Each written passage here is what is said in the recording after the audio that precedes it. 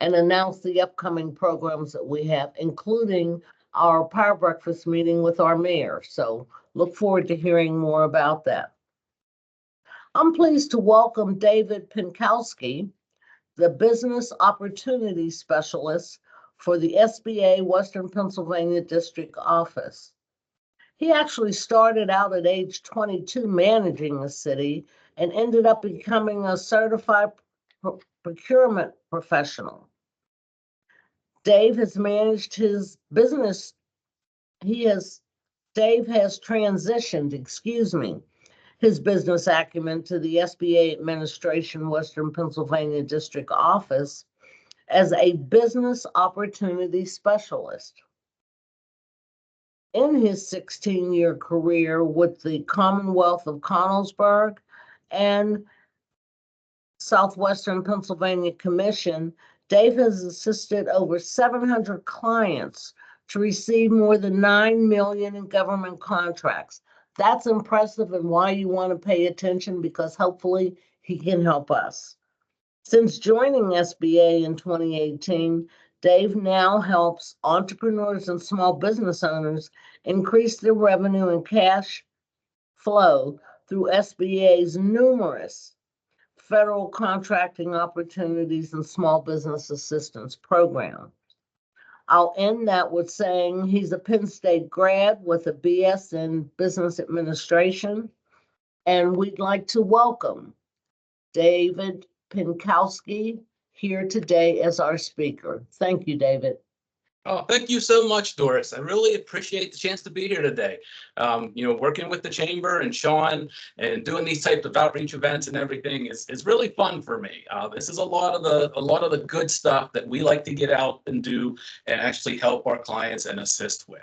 So I'm going to go ahead and pull up my presentation here. We'll go ahead and go through a little bit. I'll tell you about some of the interesting things we do at the SBA and how exactly we help our small business clients.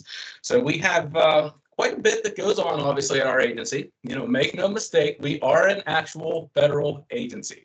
A lot of times people think the Small Business Administration don't even realize that we are an actual federal entity. They sometimes think we're maybe a chamber of commerce or something like that, similar to like you guys are locally. But we are a national entity. Our national administrator, Isabella Guzman, is actually a cabinet level position and is a direct appointee by the president.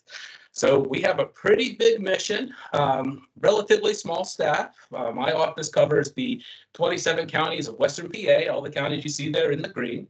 And our goal and mission is really just to help our small businesses grow, expand, recover, with whatever needs they may have, no matter where they're at in their small business life cycle. So we do a lot of counseling at the SBA.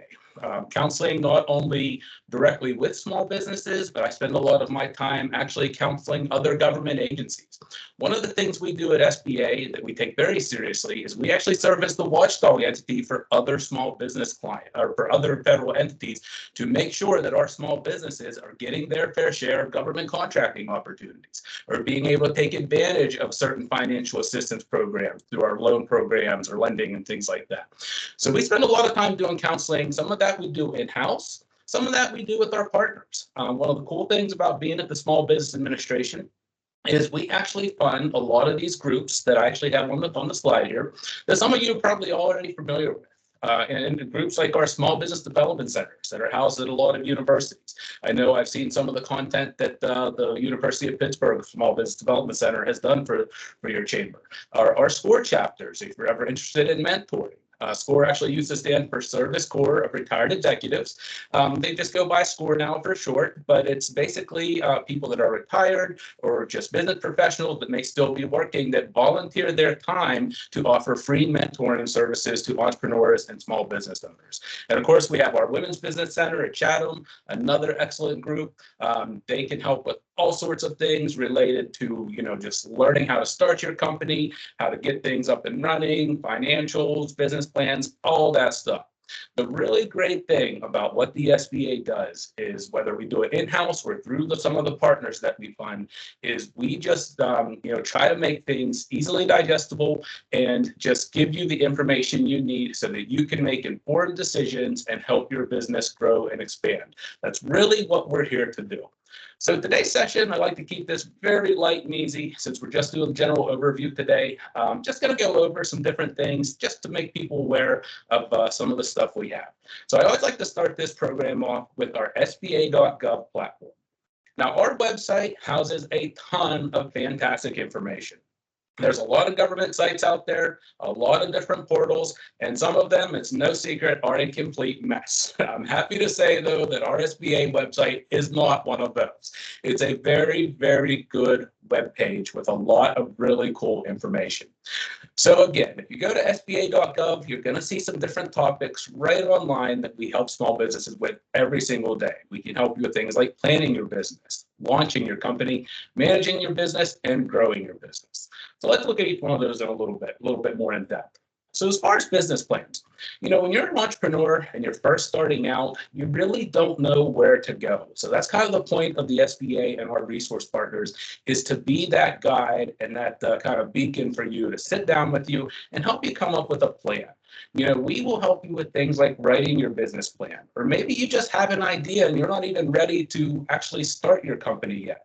We can do things like competitive analysis and market research for you to really determine whether or not your idea is a good one. Or, if it's a good idea, is it viable? Is it something that you can actually generate sales and revenue with?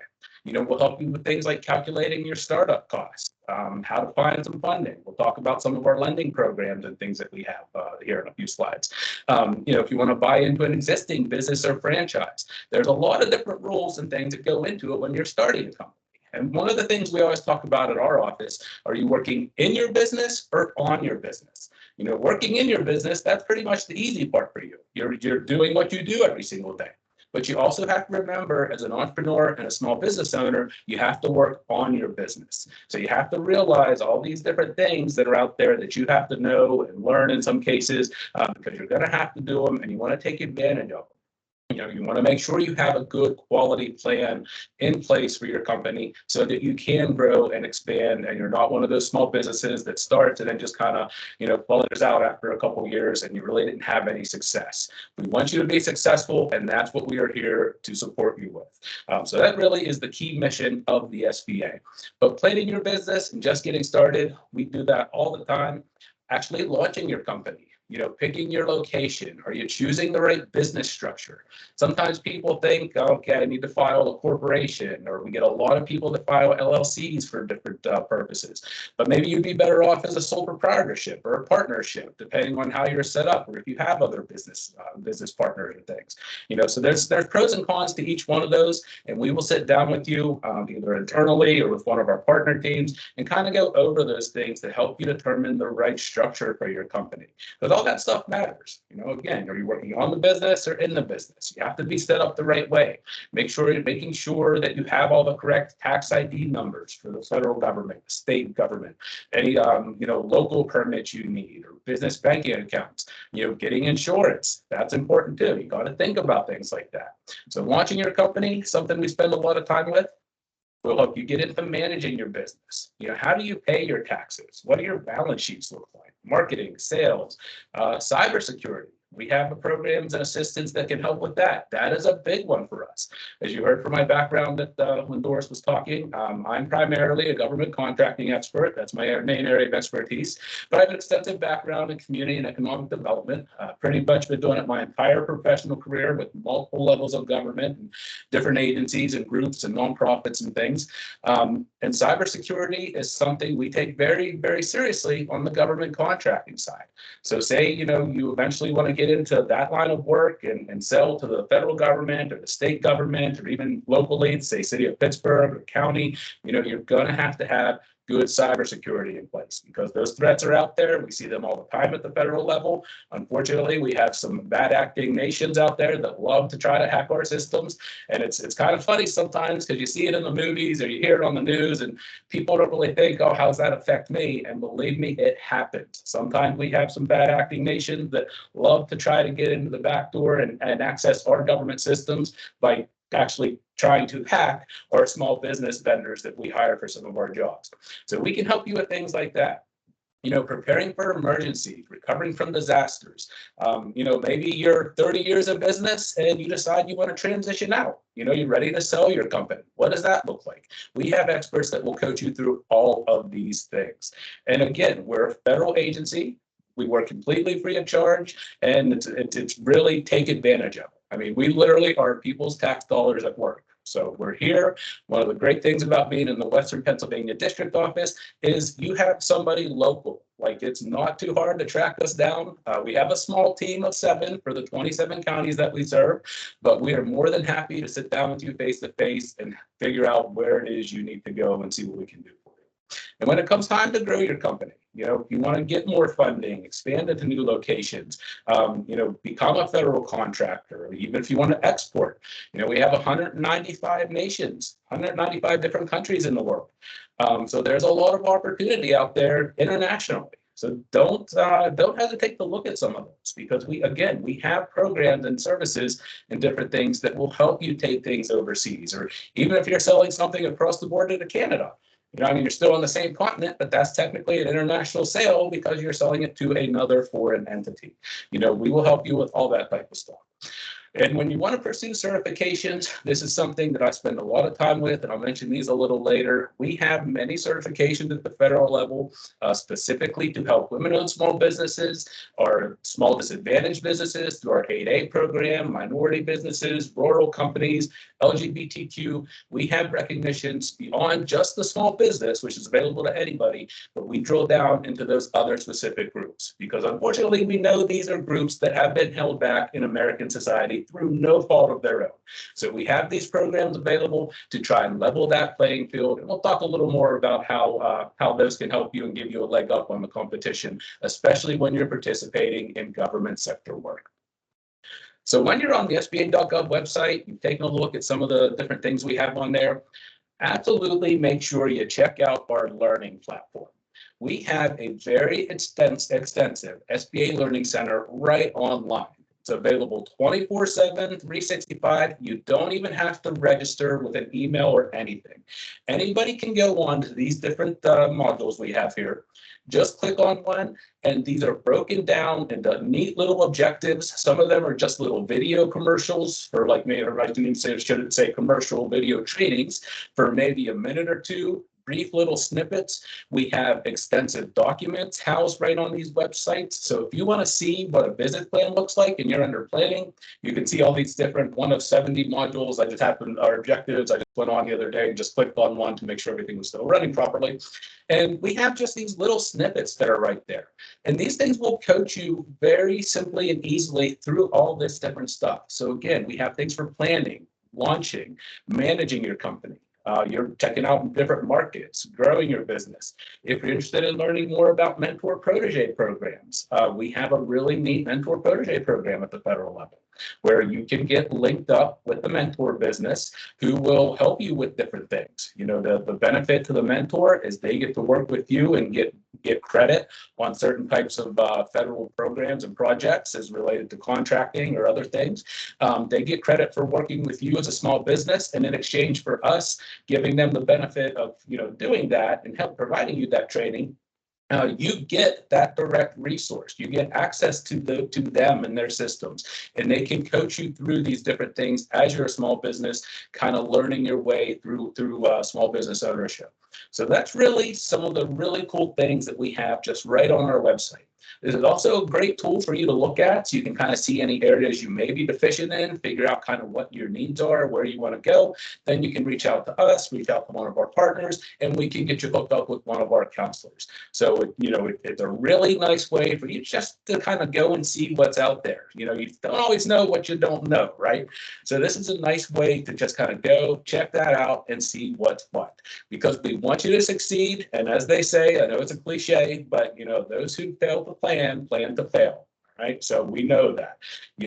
Most of our firms that are viable companies that really stick into this for the long haul are the companies that take the time to learn these things and understand how to actually run their company instead of just working in their company. And having a plan and knowing where you're deficient and getting help in those areas. Don't ever be afraid to ask for assistance.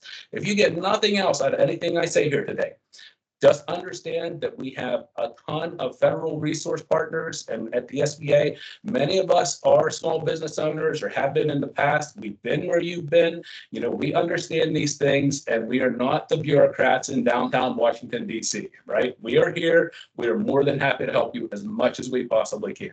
So definitely take advantage. So when it comes to helping, we talked about the counseling we do a little bit already. I'm going to focus the next few slides, going to talk about our SBA guaranteed loans. So I have a slide on disaster loans. Then we'll talk a little bit about government contracting. So the loans and the contracting assistance is really what our office handles a lot of. Now, we have a lot of other ancillary responsibilities. You know, things like overseeing our small business development centers or our community navigators program, and different mandates that come in from headquarters. You know, we're kind of the boots on the ground for the federal government when it comes to small business programs and everything. So that's another thing I'd just like to mention here. If you're ever interested in pursuing a federal program with any agency, but especially with SBA, please, please, please reach out to us directly. And I have my contact info on the final slide when we get to the end. Please, whatever you do, do not go on to Reddit, do not go on to social media and, you know, kind of try to piece together information. There's a lot of erroneous information out there. People end up getting themselves in trouble because they don't come to the source, okay? We are more than happy to answer anything we can for you. So by all means, take advantage of us. We are accessible.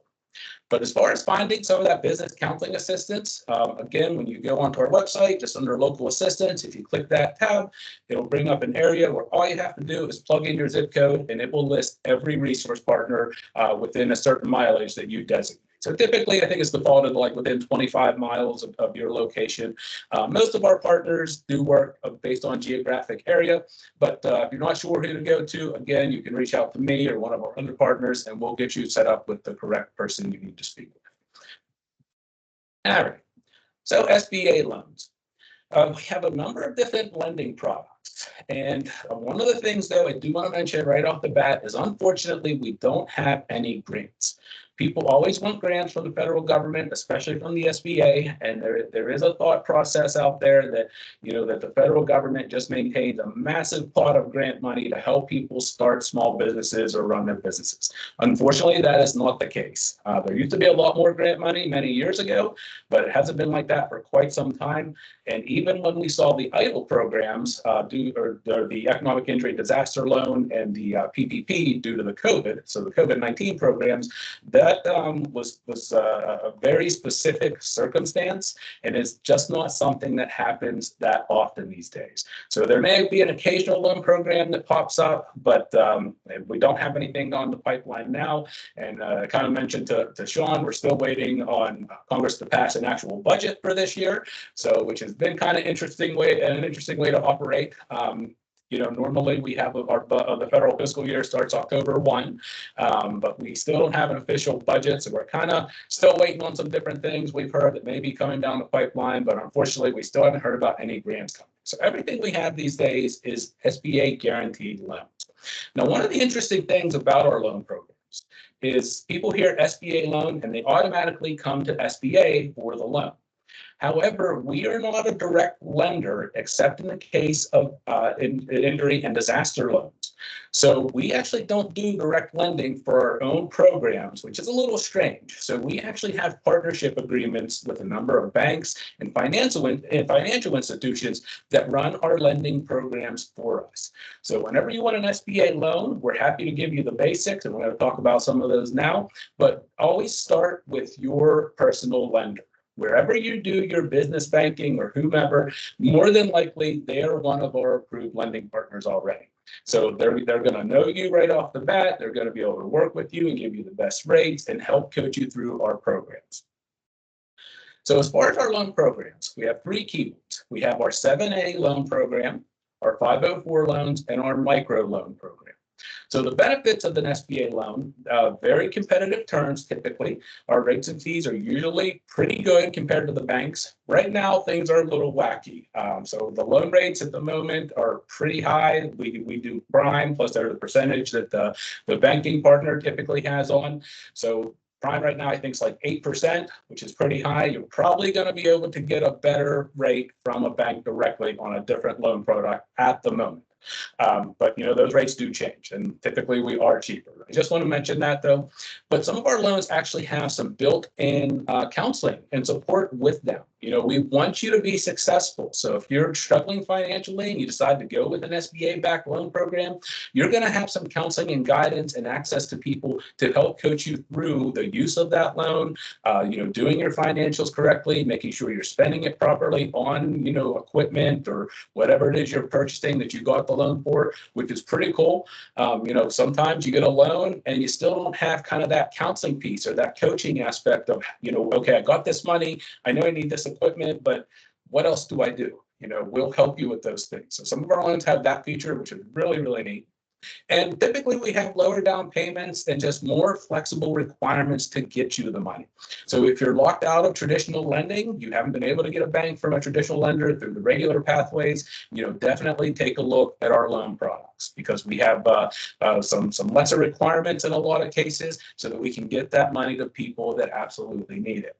And the really great thing about, since we're backing the loan that the bank is making to you directly, the bank is going to be a lot more likely to take a risk on somebody, because banks are very risk averse, right? They don't want to be caught holding the bag on a loan and all that stuff. So, we see that all the time. So that's one of the really cool things about the SBA loan. So the 7A loan, just to kind of tell you about that, this is our primary lending program. We use it for all types of things. Really, it can help you with pretty much whatever you need within reason for your company. So if you're acquiring or improving real estate, you need working capital, purchasing furniture, fixtures, equipment, all that type of stuff can be used for a 7A loan. So the maximum loan for 7A is $5 million. So there's a lot of potential there for that. You don't have to take obviously the full $5 million, but that's up to $5 million. So pretty much anything you need for the most part will come under a traditional 7A loan.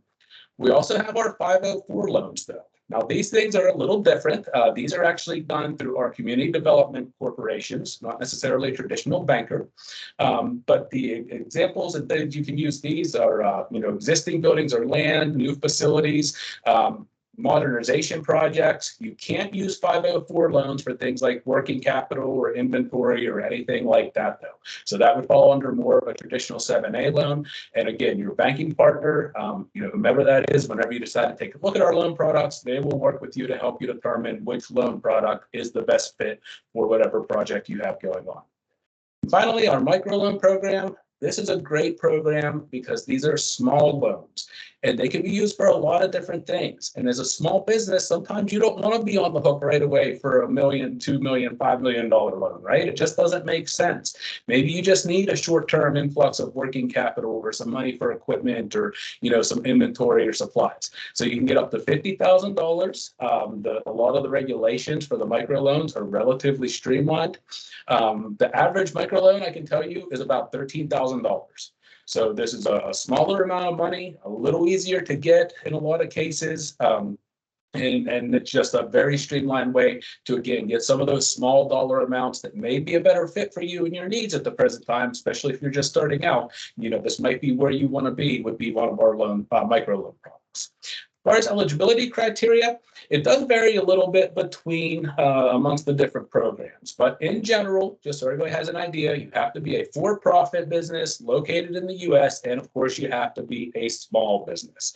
Those are the biggest things. And again, our requirements are a lot looser in most cases. You still have to be credit worthy to a degree. You have to demonstrate your ability to repay the loan and all that sort of thing, because this is taxpayer money. If we have to back that loan to the bank, it is our tax dollars that everybody pays that is funding this, in a manner of speaking. So we do have to make sure that you have, that you're able to repay and that sort of thing. But for the most part, that's it as far as the general requirements. So sometimes a lot of people ask, what do we mean by small business? And that's something we spend a lot of time is helping small businesses, determine their small business requirement and that sort of thing. But we look at two things for small business. The number one thing we look at to determine a company's small business status is their NAICS code. NAICS code is a North American Industry Classification System code. And all that is an industry-specific code that designates what you do. Every industry has one.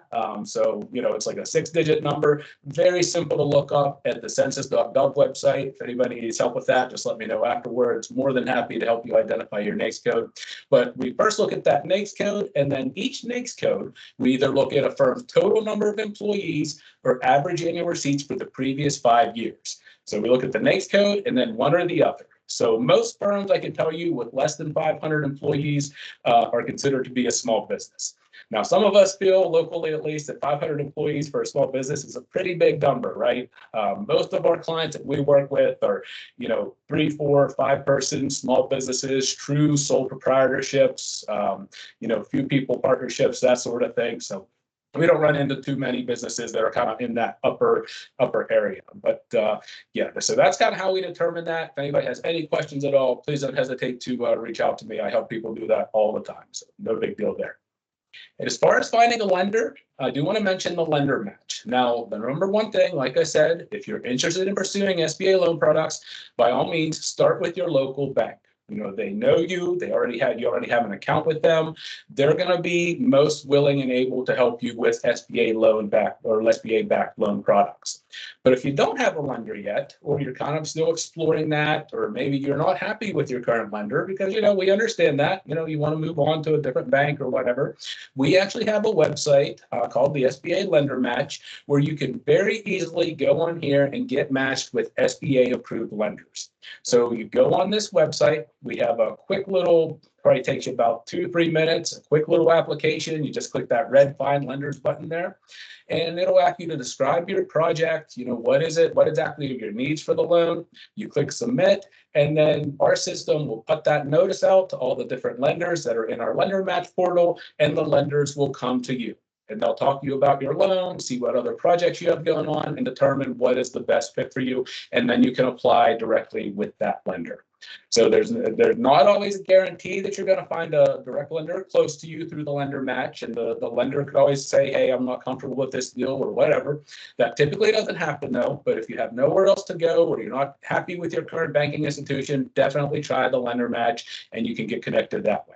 So you don't even have to worry about coming to the district office or trying to have us track down a lender for you. Just describe your needs, and then it brings the lenders to you straight through the Lender Match portal. So it's very, very streamlined, and it does seem to work very well. So again, all of our portals at SBA currently are up and running, and everything is just going very, very smoothly. So we're really, really happy about that at the moment, because sometimes we get in a strange situation where some of these government systems do not always run well.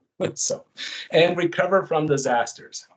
I only have the one slide on this. Now, this is the one case where we will be a direct lender, is if you are a firm, a small business, or even a homeowner in some cases that's applying for one of our economic injury or disaster loans. So these types of loans are things to help people recover from some sort of natural disaster, or even something like a fire, which isn't necessarily caused by a natural disaster, right? But like think flooding or, hurricanes, that type of thing.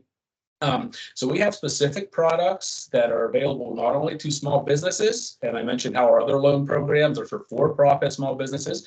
We actually make these programs even available to homeowners, nonprofits, even renters, to help them get repairs on their home, or it doesn't even have to be a business or their company or whatever they have going on. So we do have some different regulations and things there, that are available if people are experiencing, maybe you live in a floodplain area, which isn't uncommon with the amount of waterways and rivers we have here in Western PA. That definitely happens a lot. My grandmother, a number of years ago, down in Fayette County, she actually lost her house due to a flood near the little creek beside her went through, and she was able to go through an economic injury disaster loan long before I was even at the SBA. So, all that type of stuff is available. And again, whenever we have those things, we have some different pathways where we can help people recover. So I want to mention federal contracting, and I'll be happy to take some questions here. Federal contracting, again, is where I spend most of my time these days. So I am a business opportunity specialist, as Doris said. And what that means is I help businesses find opportunities with the federal government. So not only finding the opportunities with the federal government from the business side, but spending time with our agencies and training them on small business regulations. So again, that our small businesses can have the most potential opportunities they can with the federal government. So interestingly, I mentioned earlier, there's 195 countries in the world. We are the only industrialized nation.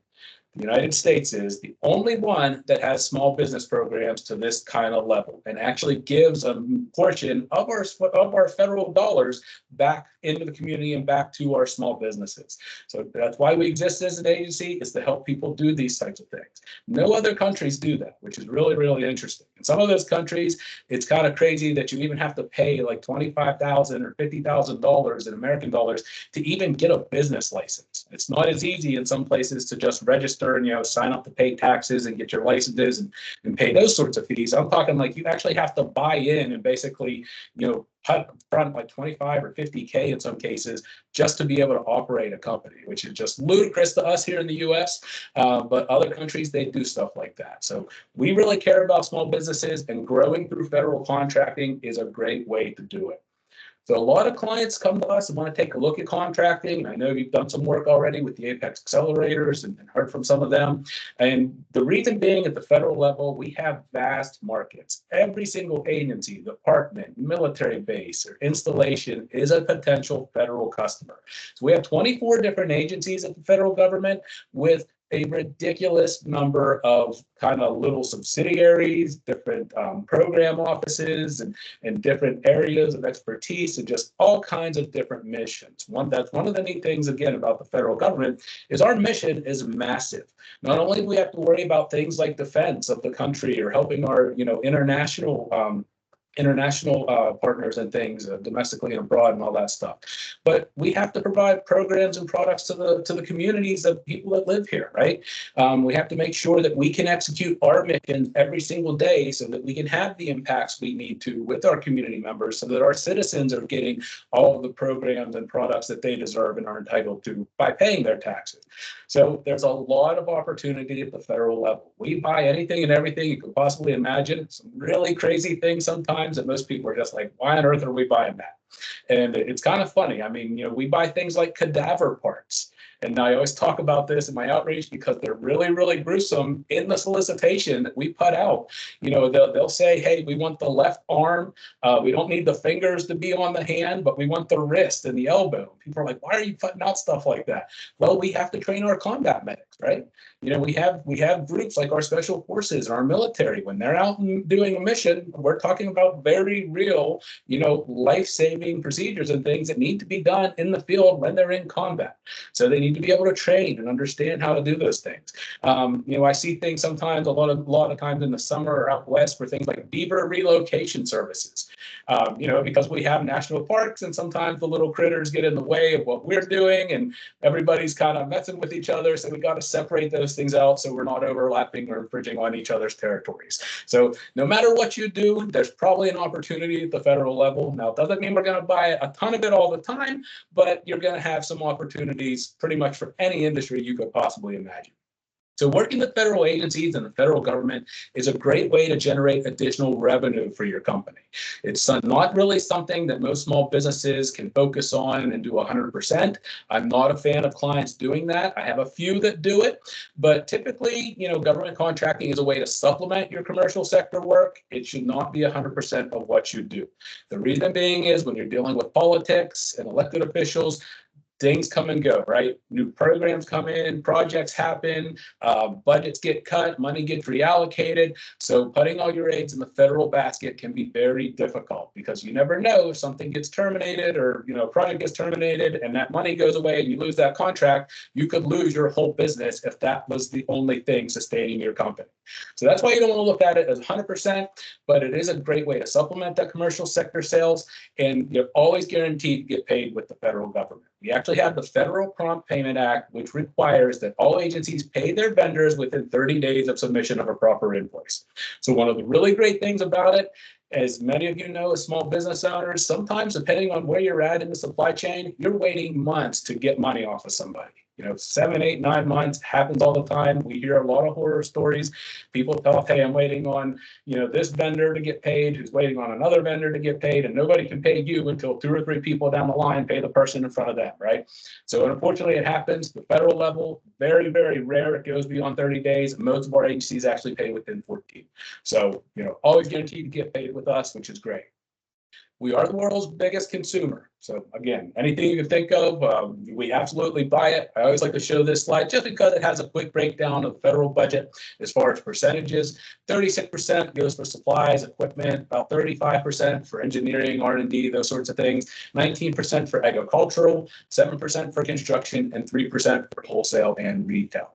Now, when people look at the percentages, they think, oh, there's not a lot in my industry, but we're talking about a multi-trillion-dollar federal budget, right? A lot of money going out on the street. So all those industries, even at 3% and 7% for the construction, we're talking about billions of dollars in opportunities attached to those industries. So you're probably going to have an opportunity somewhere. And I just kind of like to show this this slide just because it's kind of fun to look at. People say, well, where's all those billions go to, and what exactly happens? How is that broken down?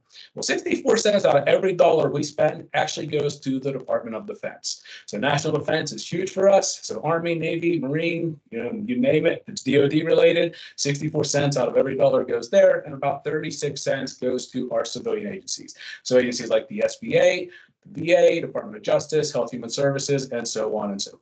And of course, there's opportunities not only to be a prime contractor, where you have a direct federal contract with an agency, but subcontracting. We place a premium on subcontracting and helping our small businesses get into subcontracting agreements with federal agencies or with primes to get those federal contracts. So that's something that we look at, something I review regularly to make sure that our small businesses, if somebody says at the federal level, hey, we're going to use XYZ small business, and they have to submit a subcontracting plan, we make sure they actually use XYZ small business. We don't have that stuff where it's just like a good faith effort that I know other levels of government do in some cases. We actually hold their feet to the fire and make sure that that company got that work and actually got paid. That's a really big deal for us, and we have no problem, dropping the hammer on some of our partner federal agencies. Hate saying it like that, but it's true if they are not doing right by our small firms. So we have a lot of authority with that at the SBA, and that's something we take a lot of pride in and are very passionate about making sure that stuff happens. So why wouldn't you want to take a look at federal work? Well, again, just like anything else, it can be extremely competitive. There are a lot of regulations and reporting requirements and things. You could be subject to different contract audits. I'm not talking about IRS audits necessarily when I have audits there, but just understand that there's, a lot of things that go on. Your business information will be disclosed. So once a contract's awarded, it becomes part of the Freedom of Information Act. And that's great when you're first getting into this. And I talk to clients sometimes because it's very easy to go out and do a little bit of research or have, our Apex Accelerator partners or even me do some research for you and see what agencies are out there and how often they're buying what you sell.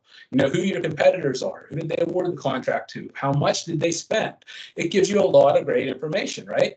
Well, conversely, if you get a contract once it's awarded, your information is going to be out there too. So now your competitors can research you. Well, you're either in or you're out. So sometimes people like the idea of being able to see everybody else's stuff, but they don't want people to see their stuff. So you keep that in mind. And unfortunately, there's no guarantees. I work with a lot of clients. They do everything right. They put together, they really spend the time learning how to go through these programs, how to bid properly, take advantage of our socioeconomic certifications, which I'll mention here in the next slide or two. But sometimes it takes a little bit of luck and just being in the right place at the right time and really nailing that opportunity when it comes out to get the work. So there's no guarantees, but we have a lot of free resources available to assist you with it. And about 20,000 small businesses each year do get their first federal contract. And again, these are small firms that have small teams. One of the examples that we're really proud of at our office that we've been using for years now, we have one of our small disadvantaged firms that participates in our 8A program and is also a woman-owned small business. They are a small construction firm with 5 full-time employees from a tiny little town up in Somerset County. In Somerset County. So, clear up in the mountains. This town is so small, it doesn't even have a stop sign or a stop light. Literally, I think it's maybe like a mile or two long. You drive right through it, never even know you went through an alleged town or a city. That's how little it is. And this lady's firm, she has had, and we just renewed it again last month, right at the end of December. She's had a multi-year, multi-million-dollar deal with her construction crew doing renovations to the White House.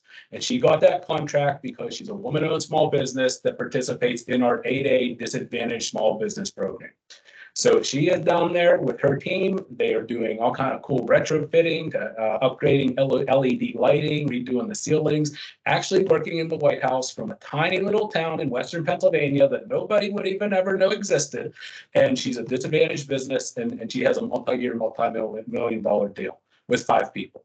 So it's absolutely doable. It is definitely something to take a look at. And as far as the set-asides for socioeconomic programs, I do want to, talk about these briefly, just because I spend a lot of time counseling people on these. I do full-blown trainings at our office, both in person and virtually, on all these different certifications and how to submit a proper application. But at the federal level, we actually set aside all purchases. We actually set aside 23% of all contracting purchases for small businesses. So 23% for just small businesses, and then for the women-owned small business program, our 8A, which is our small disadvantaged business program, Hub Zone program, and our service-disabled vets, we have percentages for those. And as you can see, again, the women-owned small business is 5, the small disadvantaged 8A program is 12, Hub Zone is 3, and the vet is 3. And people think all the time with the percentages, oh, that's not a lot, why do I want to bother? Well, that 23% last year for just being a small business, our agency did really well. They hit around 26%. It was about $180 billion that was set aside and awarded strictly to small businesses. So the woman-owned program at 5% and the service disabled, those both came in around $28 billion. The 8A program had $80 billion spent on it, and the Hub Zone program had $16 billion. And when I say these programs work, they absolutely do, because what we do at the federal level to recognize these certifications and make sure that firms that participate them are getting the opportunities is we actually have the authority to not only set aside contracts, but we can also sole source contracts through these contracting programs. So what I mean is, typically in a government purchasing scenario, whether it's any level of government, federal, state, or local, you have to go through a public bid process, right? You have to find the solicitation, bid, everybody has a fair and equal chance, freedom of information and all that stuff. However, if you participate in our certification programs, we can set aside contracts to where only people with a specific designation can compete on. So, for example, if I wanted to do a set aside for the 8A program on a solicitation offer, and there's 100 people out there, 100 firms could potentially do the work I'm trying to buy, and I find that 2 of them are 8A firms, I can set it aside so that only those 2 8A companies can even compete. So from the federal perspective, I'm guaranteeing that a small disadvantaged company is going to get that contract. However, in a lot of cases, I can actually take it a step further, and I can pick one of them if I want to and go through a sole source process and actually award it to a firm strictly based on that 8A, on that cert. So the really cool thing about that is our federal micro purchase threshold is $10,000, meaning that's the amount we can go to with no competition. However, by using sole source and through these different programs, we can actually award multi-million-dollar contracts up to $4.5 million for services and products and $7 million for construction via the set aside and sole sourcing mechanisms. So these programs carry a lot of weight with us at the SBA. They can be a little tough to get into, which is why I spend a lot of time training people and coaching people and consulting them on how to get into them, because we want good qualified candidates. These programs exist obviously to provide services to the federal government, but we want to make sure that you're using them in the right way, and we have good quality people in there into these certification programs so that our agencies can get the best products and services while we're also helping you grow and expand by using government contracting as a mechanism to do that. So keep in mind, if you're certified or want to explore certification with us, absolutely let me know. I'm more than happy to talk to you about that. There isn't a day that goes by that I don't help somebody with one of these applications, typically multiple applications. You can have more than one certification at the federal level, but this is all about using these programs to open up those opportunities to people that have maybe been traditionally shut out or have not been given those opportunities in the past. And again, we spend billions of dollars on them. So by all means, if you want to explore that, take a look at the sba.gov/contracting or reach out to me and we will get rolling. I'll get you everything you need if you want to check those out. So that's pretty much all for me today. Just want to keep this, I know Sean and I discussed just a light brief SBA overview. We have a number of different resources. This is pretty much everybody that I had on that first slide, except I did add our Apex Accelerator partners. The slide I had has our funded partners, meaning the partners that SBA pays directly to provide services. Our Apex Accelerators are partners, but they're actually funded through the Department of Defense, which is why I didn't have them on the other slide. But there's our contact info, very easy to find your local center, whatever you need. And of course, there's my business information. Don't think, oh, you know what? I do not have my cell phone on there. So if anybody wants to take down my cell number, it's 412-995-8514. More than welcome to call me on, my office phone, my government cell phone. I do spend a lot of time out on the road, so I'm not always tethered to my desk in my office 24/7 in Green Tree.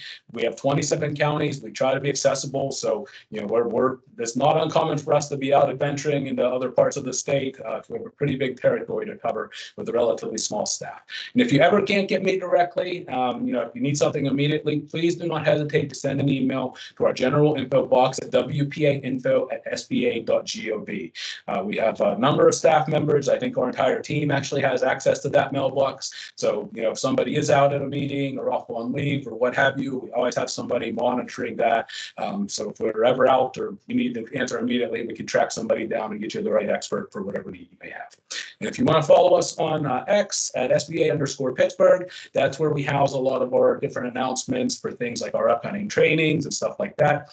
Usually I have a slide in my presentations about all of my upcoming training programs, but unfortunately, since we're kind of piecing together the budget, because Congress did pass another continuing resolution to kick the can down the road now to March, we haven't been able to pre-list all of our trainings and things that we normally do. Usually I have a year-long schedule out that's pretty accurate, but unfortunately we haven't been able to do that since we've just kind of been going month to month. So I do have some things coming up in February, but I will make sure that Sean is aware of those. And again, they're not all contracting related things. We have things like on our export development program. My colleague Lynn Wozniak was actually doing a lender match presentation of actually demonstrating that portal that I mentioned this morning for one of our small business development centers. So we always have something going on, and we're more than happy to help you with whatever you possibly need from us. So that is it for me. If there are any questions or if anybody has any discussion topics, I'm more than happy to answer whatever you need. Thank you, David. This was also a wealth of information. I do have one question.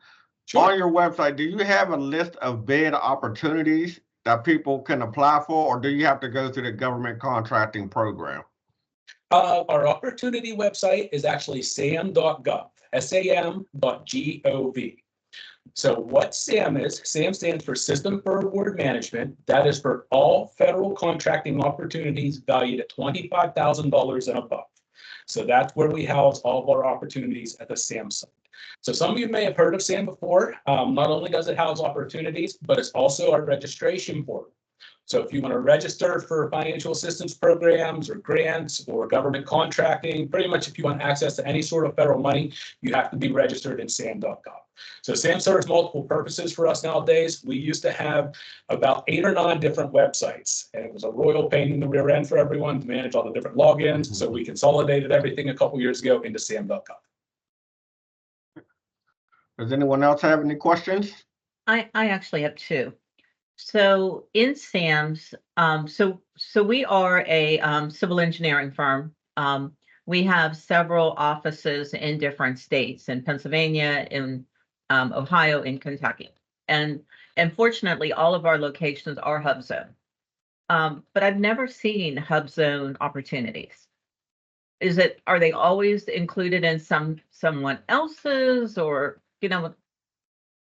Yeah, that's an interesting thing, Holly, that you bring up. So, okay, how that works is the agency, when they're planning to put the solicitation out on the street, the agency is responsible for determining what program they want to use when they're doing that. So they will determine that as part of their market research.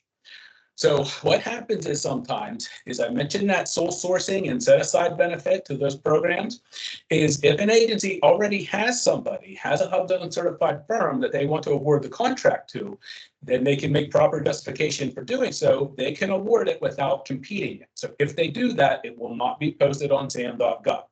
So that's why one of the things, and I spend a whole class on this, I just spent 2 hours last week, I do it regularly.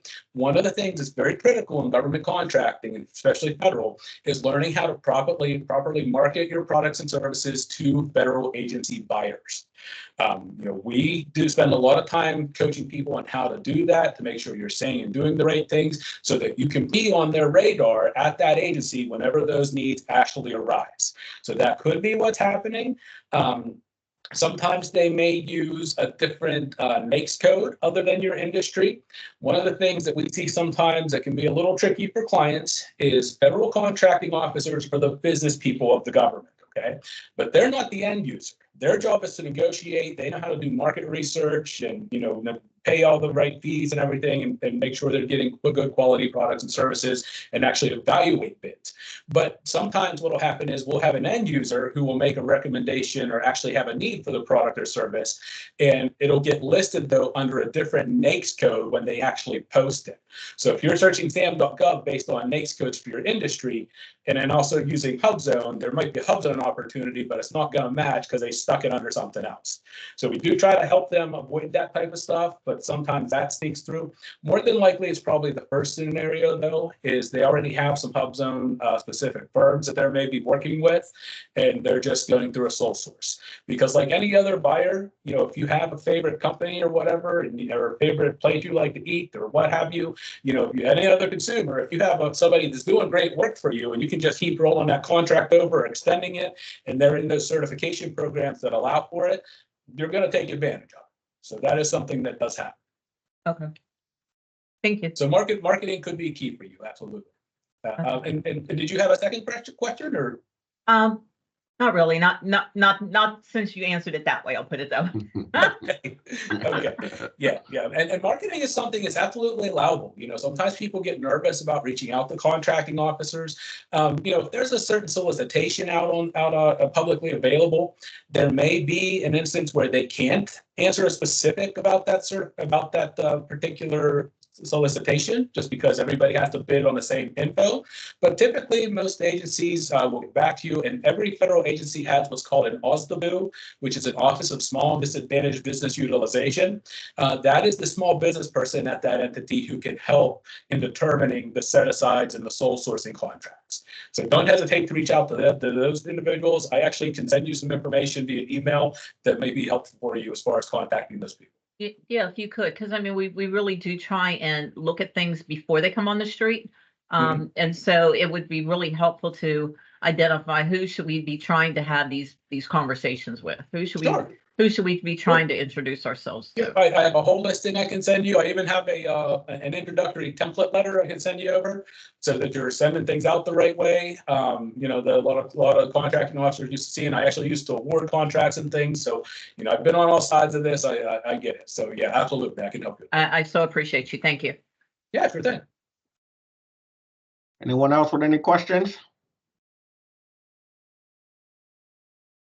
Once again, I'd like to thank you, David, for this awesome presentation. And we maybe take you up on an 8A program, maybe later on in the year for another webinar for our members. I would absolutely love to. Yeah, 8A is probably our flagship contracting program at the moment. We went through some changes late last summer. So yeah, we've been really hitting that program hard, making sure people understand the changes so we can get them good quality applications and get them through the process as quickly as possible. Because there's so much opportunity for our small disadvantaged firm with the federal level, and we want to definitely leverage those certifications as much as we can for our people. So, yeah, I'd love to, Sean. Thank you so much appreciate the chance to be here. Thank you. Thank you. Participants, we will be having a survey coming out. It will come from information at aaccwp.com. Please fill it out so we can get the information back to David. We do have a few upcoming events. We have our members orientation, which will be next Tuesday. This will be give you detailed information and benefits of the African American Chamber and your membership here in the Chamber. We have our first mixer meeting of the year, which will be here at the Coppers Building on February 15th from 5 to 7. And then we'll have the Mayor Gainey as our Power Breakfast speaker on February 16th at 7:30 at the Rivers Club. If you'd like to attend, send me an email or give us a call. We'll get you registered. Need a cell phone again? Put it Yeah, in the chat. my cell, Holly? Yes, please. Oh, yeah, 412-995-8514. I just Lisa, looked you and have a realized it question? only had 7 numbers. I'm like, oh, okay. Yes, I do have a question. Hello, everyone. Sorry for joining late, had a conflicted meeting, but I heard the last part of your presentation, Dave. Thank you for that. I have a question about AA, and you may have already covered it, but you said you made some changes. So is every new applicant now required to prove the social disadvantage status? Yes, that is the big change, Lisa. Absolutely right. So the 8A program used to be certain groups. They were African American, Asian, and Hispanic American, used to be automatic qualifiers for 8A. For other people that wanted to be in the 8A program, it was an individual disadvantage. So you had to show what your disadvantage was. So it could have been something like, some sort of physical disability, or, for example, we had an individual who had a very severe speech impediment and literally couldn't even talk on the phone. That type of thing is what they're looking for. So due to the change, there was actually a lawsuit filed over the summer. There was a change with the program. We no longer have those 3 groups, the Asian, African American, or Hispanic, are no longer automatic qualifiers. Everybody is now looked at on an individual basis. So you have to write a short narrative explaining what your social disadvantage is. So this was a court decision. Nobody at SBA was happy about it. It wasn't anything SBA came up with. The rule as it had been around since 1987, and the program had always worked perfectly well. And there's like I said, somebody filed a lawsuit, and the court in Tennessee determined that we couldn't have 2 different pathways for different groups as far as automatic qualifiers and non-automatic qualifiers. So in order to satisfy the court ruling and get everybody on the same level, everybody had to submit the narrative. Now, the narrative, I don't want anybody to be overly freaked out by it. Does it kind of suck having to go through and explain things like bad things that have happened to you? Yes. It's not anything that makes anybody warm and fuzzy or happy, but it's also not entirely cumbersome to the point where it's restrictive in any way. So we just need to see like a narrative concerning 1 or 2 things explaining what your disadvantage is. And we will help you craft it. We have a lot of guidance. I talk about it in my trainings and everything, where we'll explain, what goes into the narrative, what do we want to see, not see. So we're trying to make it as painless as possible. But again, this was something that the courts did that nobody at SBA was thrilled about at all. So it was either this, though, or full nuclear button, and the program goes away altogether, and the program is much too valuable with the risk that. So, yeah.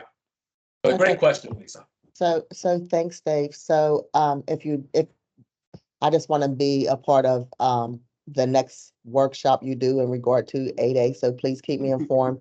In addition to that, have you heard of that ruling affecting any other programs, that are for minority women, disadvantaged business? Not yet, no. Now, I can tell you, this is kind of interesting. Even though it looks like this is okay now, there has been a new lawsuit filed, though, that's specifically targeting Alaskan Native corporations and tribal. So American Indians, so people that have tribal designation, which is a new one as well. They were not in the previous lawsuit under the 8A program. So now that's been filed specifically for that group, but we've not heard or seen anything filtering down to any other avenues yet. I just had a national call yesterday with SBA leadership from headquarters, where we were actually talking about this very thing. We have national calls all the time with our team because we're kind of spread out, obviously, nationwide. Yeah, so we're not sure where that's going to go. It really looks like, though, for the most part, with 8A, it was only targeting the 8A program for that, kind of like I said, since we had this kind of 2 pathways with the automatic qualifiers and non-automatics. So I hope it doesn't spill into other things, but if it does, it would probably take another lawsuit. This was a very pinpointed lawsuit specifically for the 8A for that rule. Okay, great. Thank you so much for that information. Can you please forward me the how I can get to that new information on that new lawsuit? Yeah, you know what? Actually, I have it in a PDF. Oh, the Right. new lawsuit. Oh, sorry, the new lawsuit. Yeah, No, okay, yeah, I don't have that yet. It was literally just filed, so it would just brand new. We haven't been Okay. given any guidance yet, other than Okay. told it was filed. So okay, I don't okay, have great. that. Yeah, I Alright. don't think it's publicly available yet, but I can definitely send you over the stuff on the narrative if you want to take a look at that. That's what I'm sorry. That's what I thought you were gonna ask for. Was the Alright. narrative. All right, thank All you. right. Sounds good. No problem, Lisa. Happy to help. All right, any more questions? Once again, I'd like to thank you, David. Thank everyone that participated with us. We'll be closing it out, and David will be getting you the survey over tomorrow, the survey summary over to you tomorrow. All righty, excellent. Everyone have a Thank you good so rest much. of your day. Bye, everybody. Thank you. Bye-bye. Thank you.